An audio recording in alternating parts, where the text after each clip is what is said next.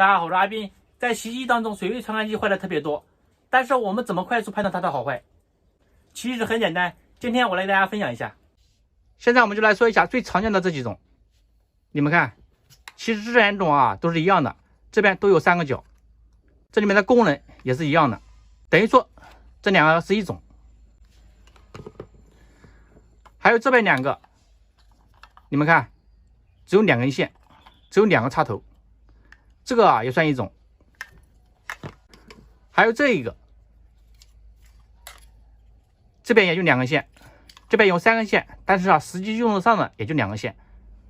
但是这边的叫水位传感器，这边的叫水位开关，虽然叫法不一样，但是它都是感应水位的。所以说不管水位感应器还是水位开关坏掉了，一般的会出现这几种问题。第一个，要么水放满了，洗衣机还不转；第二个就是洗衣机放一点点水，洗衣机就转了，等于说水位不能控制。第三个就是说洗衣机洗都是正常的，但是一到脱水，洗衣机不动了，不转了，然后等了几分钟，洗衣机会滴滴滴滴叫，或者出现故障代码。像这几种问题大部分都是水位传感器或者水位开关损坏了。所以今天这个视频，我教大家如何快速判断水位传感器或者水位开关的好坏。首先我们来测量一下这3个角的水位传感器，其实它们都是一样的，所以说我们测一个就行了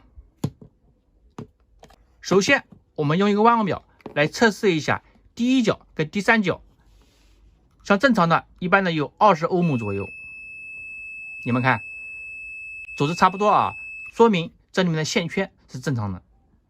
然后我们测量一下第一角跟第2角，第一角跟第2角这个内部其实有个电容在里面的，还有第2角跟第3角这里面也有个电容，而且它们的电容容量是一样大的。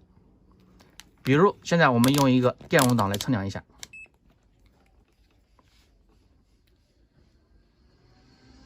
你们看正常的一般在40纳法左右。我们来再测量一下第2角跟第3角，你看一样大，所以基本上判断这个水位传感器没问题，就是好的。如果这两边的容量不一样大，不对称，那说明这个传感器有问题，或者说这边线圈的组织不对，不是20欧姆，大概率的也是有问题的。所以3个角的水位传感器测量方法就是这样子的。现在我们来看一下这个2个角的水位传感器，2个角的水位传感器测量就更简单了，我们直接测量它的组织就可以了。等于说像这个3个角的它少了一个角，等于说中间这个角它就没有了。所以说我们测量这2个角的时候，我们直接用欧姆档来测量。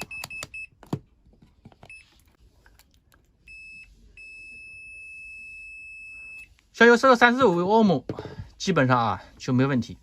然后我们再来测量一下这个组织要小一点，你看14欧姆，那说明这个传感器也没问题。所以2个角的水位传感器测量方法非常的简单。现在我们来看一下这种水位开关，这种水位开关特别简单，这里接了一个压力管，这边有水压了，然后就会推动这里面的薄膜，然后这边就实现一个导通状态。比如话现在我们来测量一下这2个角，因为现在没有水压对吧，我们测量的时候是不导通的，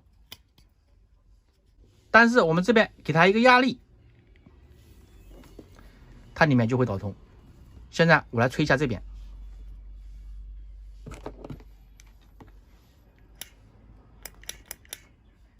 你们看我一吹这边里面就有声音了。当我们吹的时候来测量一下这2个角，看到吧？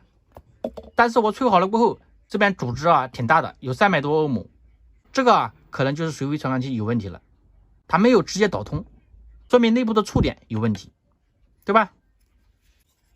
现在我们再来试一下这个。现在我们来测量一下这2个角，这2个角会有2根线直接接到电导板的，所以说非常的好辨认。你们看测上去没有反应。现在我们来吹一下这边管子，给它一个压力，这个就非常的明显，看到吗？好，现在我来吹的时候再测量，